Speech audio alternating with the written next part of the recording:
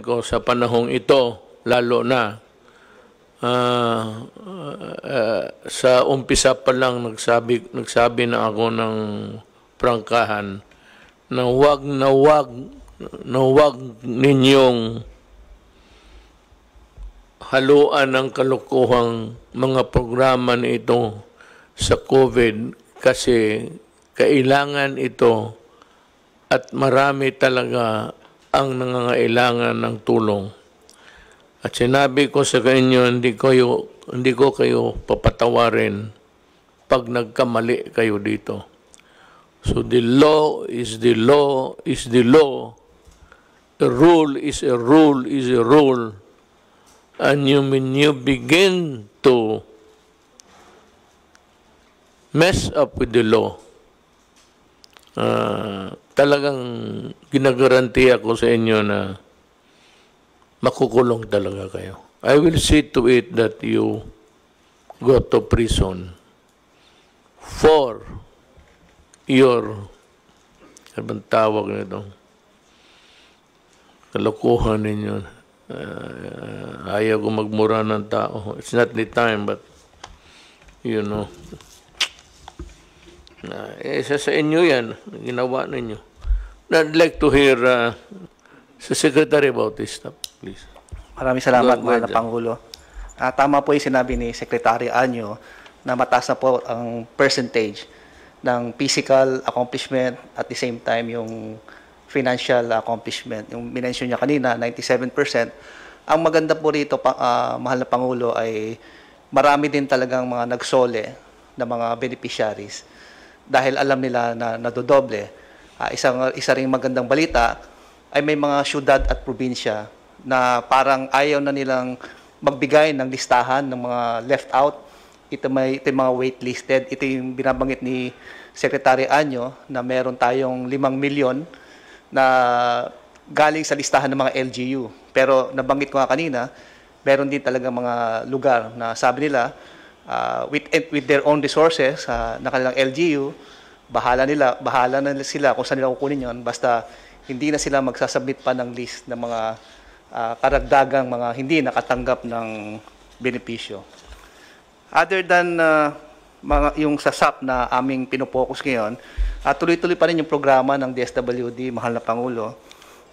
Gusto ko lang i-mention yung pagbabayad natin ng ayuda, stipend ng mga indigent senior citizen o yung under the SOCPEN na program.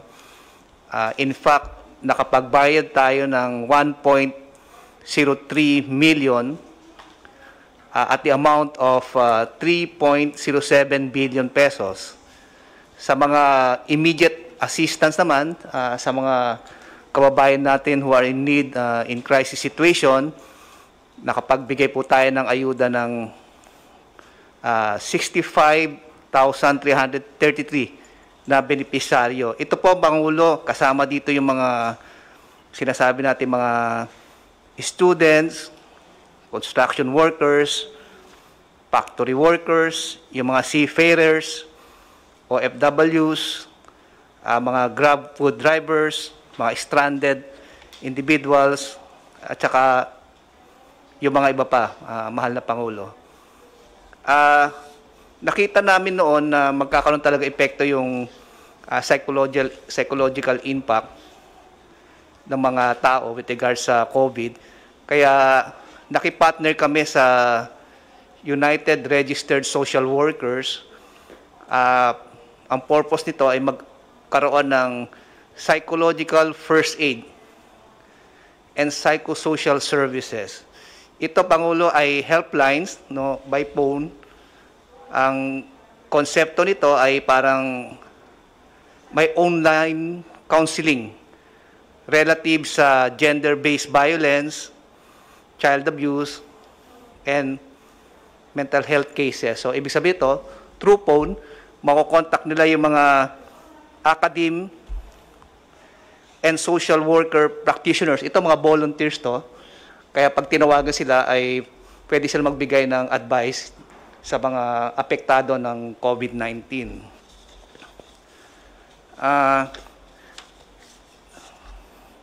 In support naman, Mr. President, sa Balik Probinsya Bagong Pag-asa, since ang DSWD is part of the Interagency Council, susuportahan po namin to sa pamamagitan ng pagbibigay ng transportation or relocation assistance, transitory family support package, transitory shelter assistance, livelihood settlement grants. Ito, mahal na Pangulo, in the form of a cash. Pero depende pa rin to sa case management doon sa mga pamilyang magbo-volunteer na bumalik sa probinsya. Bukod doon, mahal na Pangulo, magpro-provide din kami ng psychosocial support sa pamilya na babalik sa probinsya.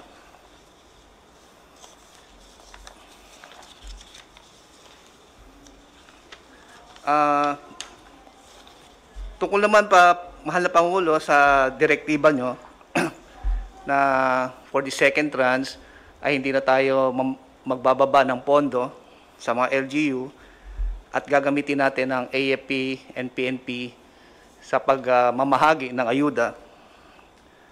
Meron na kaming initial coordination sa liderato ng AFP at saka PNP para makatulong sila sa pagbibigay ng ayuda, lalong-lalo na sa mga geographically isolated and disadvantaged areas, lalong-lalo na yung mga island barangays and island municipalities.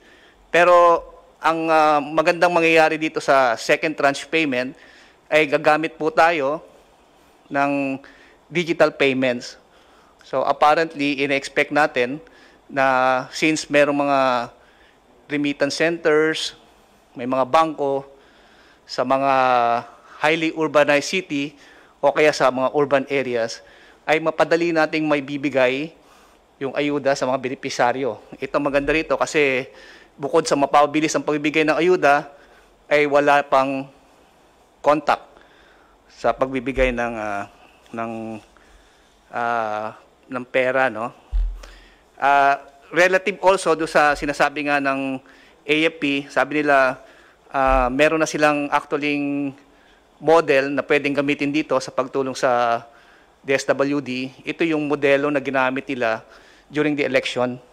Pero i-adjust lang nila to just to mag-tailor fit siya dito sa gagawin nating pagdidistribute ng ayuda nationwide, mahal na Pangulo. So ayun lang po ang update natin. Thank you, Secretary Bautista.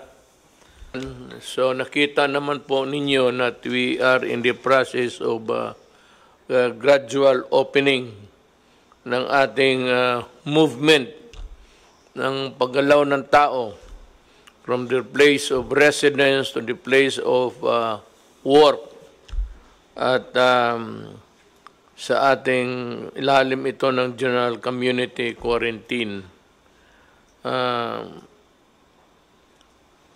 Itong mga lugar na hindi pa binuksan o tinatawag namin which are under the modified lockdown, ito yung para nakita namin na talagang kailangan para hindi lalala ang sitwasyon. At maaari, since there is already the opening, a gradual opening, titingnan natin kung pwede ba to. Kasi kung babalik tayo sa dati, if the contamination will be as fast as before, and it will continue to infect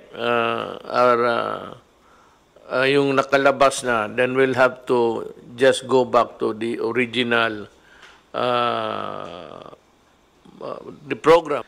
But hindi ito nalaman ng mga nandito ngayon. A pharmaceutical called Moderna, I think I heard South Africa or I don't know what is the legal residence of this corporation. But meron na silang tests, tests na showing positive results. meron ng vaccine, but ang problema, it will be ready, according to them, by 2021 pa. January at the earliest. So kung ganon, huwag ka sanang mamatay hanggang January.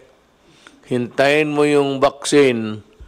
Pag tinawag ka ng kamatayan, sabihin mo, putang ina ka, umalis ka dyan. Kamay nihintay ako ng vaccine. Hindi ko ba panahon mamatay? Yan ang good news talaga. That is what I was really hoping for. The vaccine. Because ang kalaban ng vaccine, isa lang talaga. It's ang kalaban ng COVID. It's the vaccine that can really fight the infection. Wala nang iba. Yung sariling katawan mo lang. Walang medisina, walang antibiotic. It's the germ nurtured also in your body to fight. Yan ang pag-asa natin. In the meantime, pakiusap ako sa labas, sundin lang po ninyo yung mask at saka yung pag-ubo. Magbili kayo ng panyo, baski yung murahin lang. Tapos, try to cover, kung may sipon ka o ubo ka, try to cover your mouth bago ka, tsaka medyo patagalin mo ng konti, huwag mo kaagad. Siguro, mabuti niya, lunukin mo yung germs na inubo mo para swallow it back so that it will not contaminate others. Wala akong ibang explanation ko. Pag mag-ubo ka, kailan mo tanggalin? Well, ako, what I do, sana ano man yung alcohol kong yan. May magbili kayo ng alcohol na maliit. Yeah. Without, I will not, baliktarin ko lang kasi hindi ako mag-advertise eh. Kaibigan ko pala pero hindi bawal eh. Every time that you feel like touching something or baski wala mang handshaking, babay-babay ma lang. Kung maggalaw-galaw ka, up down, before you touch your nose, eyes, mag-alcohol ka muna. Of course, it will dry your hands, but that's only temporary. Tingnan mo si Bong, kaya malayo sa iniinom mo pa ata yung bunga. So,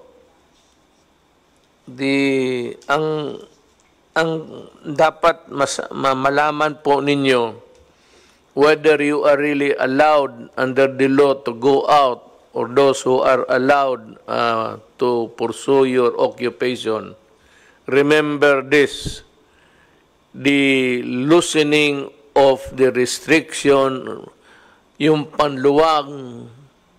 ang panluwang ng gobyerno ng restriction does not mean wala na ang COVID. COVID will remain with us until such time that nabakunahan tayong lahat. Hindi sabihin na may bakuna na at successful na at okay na. Hanggang hindi ka matusukan ng vaccine, you are still in danger. And even if you are really vaccinated, you're still put at the risk if you are not really careful.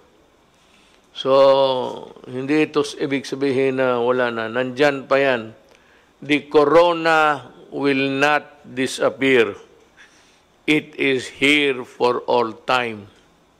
Kaya lang, kung may bakuna ka na, yung mga anak natin, kita mo, diphtheria, tetanus, Kaya yung mga new generation, medyo okay na sila. Nandyan yung virus, but yung virus, yung virus, hindi na pwedeng gumana. Yan ang sekreto dyan kung bakit gano'n.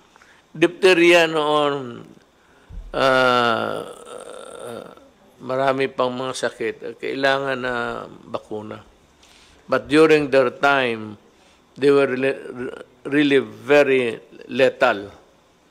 Kaya lang, nung nakaimbento ng bakuna, nandito pa sila, pero lahat naman ng mga anak ninyo, butit nasabi ko na. Meron pang iba sa probinsya na ayaw ipabakuna yung mga anak ninyo. Kindly, yung mga lahat kayong mga nanay pati tatay, see to it that your children are vaccinated by tetanus, diphtheria, may ubo pa, para wala sila.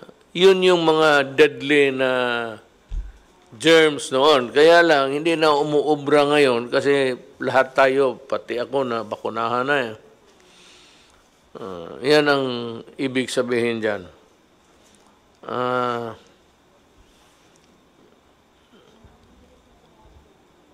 Yung sabi ni Secretary Lopez, totoo yun. There is no requirement that kailangan ka magpa-test.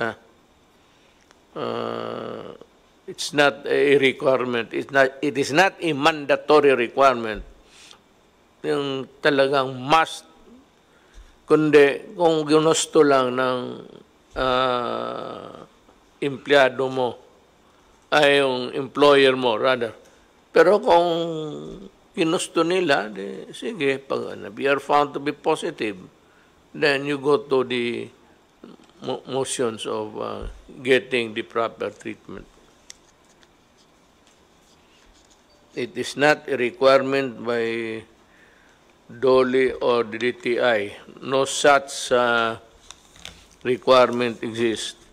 Nandito ho tayo sa ulitin kong social distancing, the wearing of the mask, the regular of washing of the hands, baski anong sabon, basta sabon, at yung mga proper cuff etiquette. Yun nga yung sabi ko na huwag mong buksan yung bunganga mo, cover your mouth, have a handkerchief ready para naman sa kapwa mo tao. Then, yung mga employer, you must provide an ideal working conditions. For example, well ventilated, may hangin pumapasok, lumalabas, na presko, at yung i-disinfect ninyo.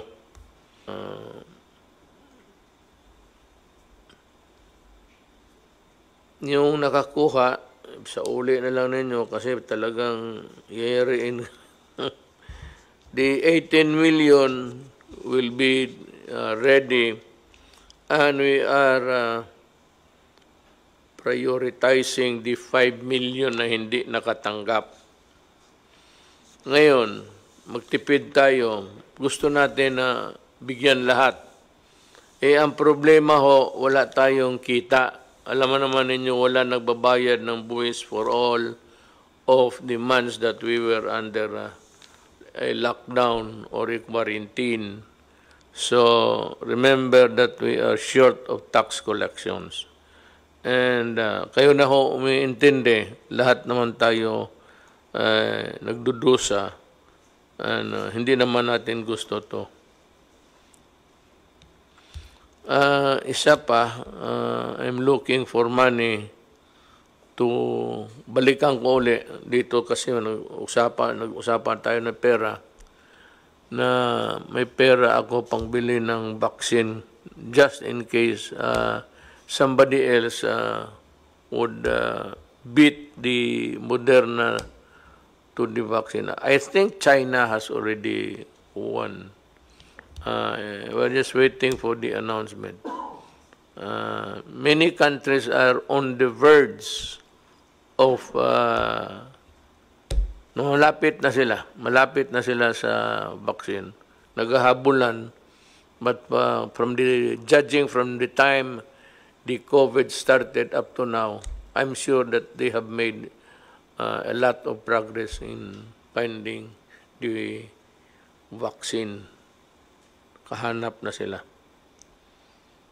Kailangan may pera ako niyan kasi bili ka agad tayo. May gusto ko nga sana magpabili, pero sabi ni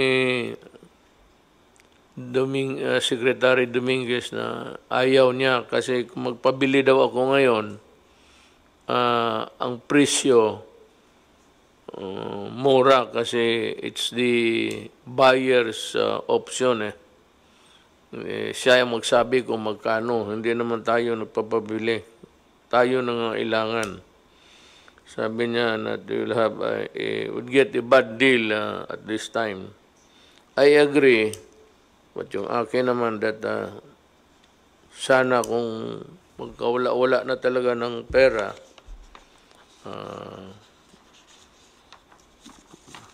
aywan ko kung saan tayo magkuha pa. Madali na siguro. Basta may vaccine na, pwede na tayong makiram.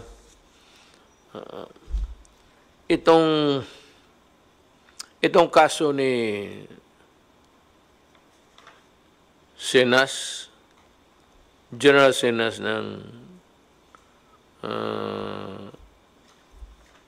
sa National Capital Region Commander, ako yung ayaw na malipat siya. He is a good officer. He's an honest one. And hindi niya kasalanan kung may magharana sa kanya sa birthday niya. At kung yun ang magsabi na nakikita hindi naka-mask, siyempre may mga merienda yan, may pagkain. Alang-alang naman kainin nila pati yung mask. Hindi tanggalin talaga nila. Kainan yun eh. Hindi ako sang-ayon. I will not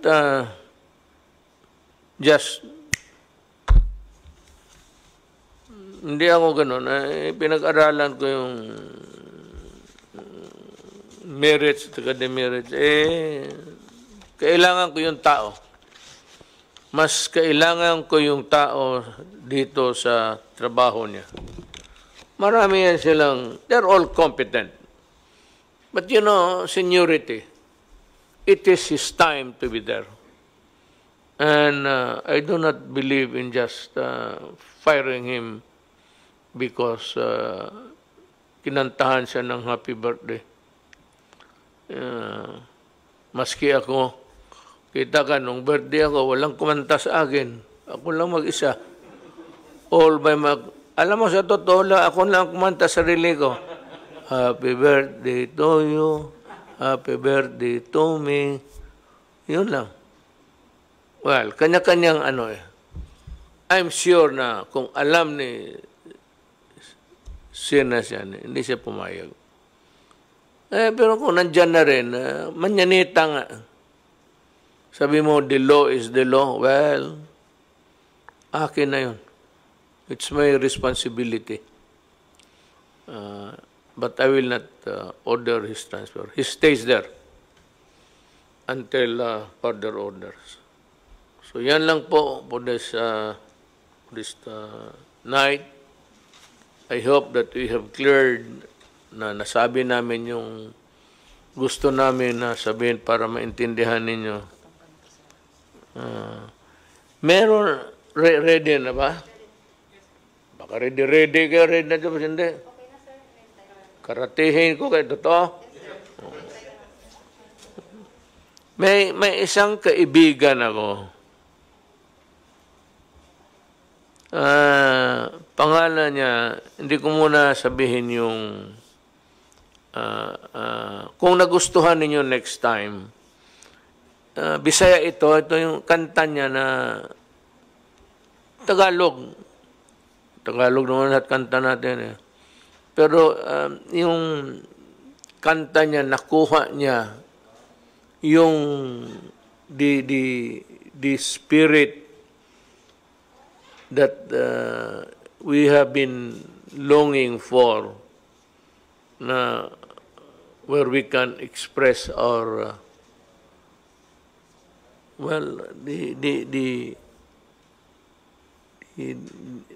what we feel for the moment. Itugtog daw ninyo.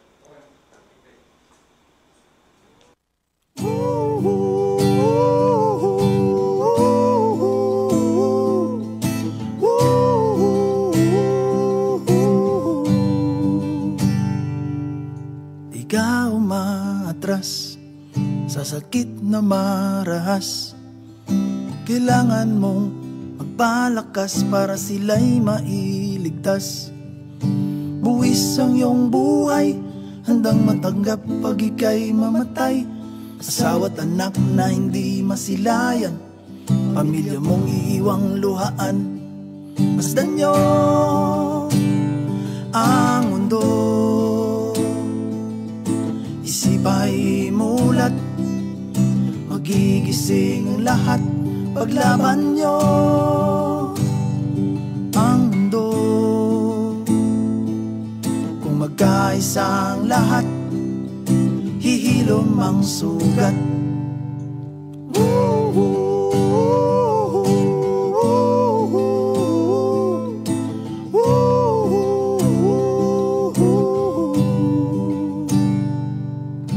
Ikaw ang bantay sa lagusan, protektahan ng mga mamayan. Di uubra ang susuway, mga kriminal at pasaway. Buwis ang iyong buhay, handang matanggap pag ika'y mamatay. Asawa't anak na hindi masilayan, pamilya mong iiwang luhaan. Masdan niyo ang mundo, isip ay mulat, magigising lahat. Paglaban nyo ang mundo, kung magkaisang lahat, hihilom ang sugat.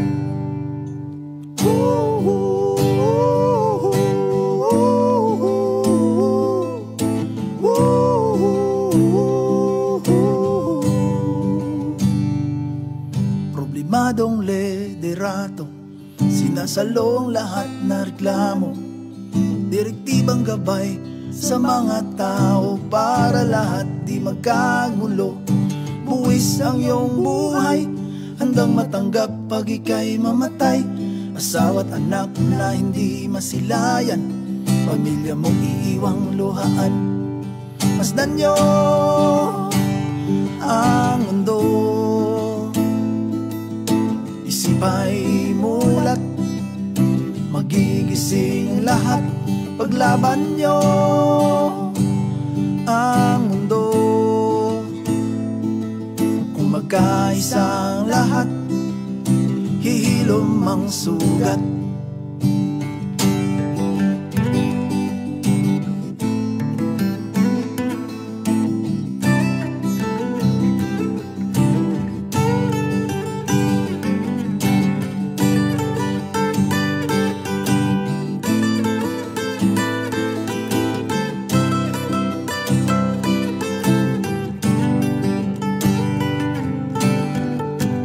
Salamat sa inyo, dama naming pagod na kayo. Saludo sa inyo, mga magigiting na pasan ng mundo. Masdan nyo ang mundo,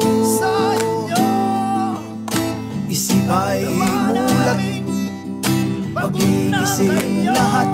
Paglaban nyo ang mundo. Kung magkaisa ang lahat, hihilom ang sugat. Masdan nyo ang mundo. Isip ay mulat, magigising ang lahat. Paglaban nyo ang mundo. Kung magkaisa ang lahat, hihilom ang sugat. Paglaban nyo ang mundo. Kung magkaisa ang lahat, hihilom ang sugat.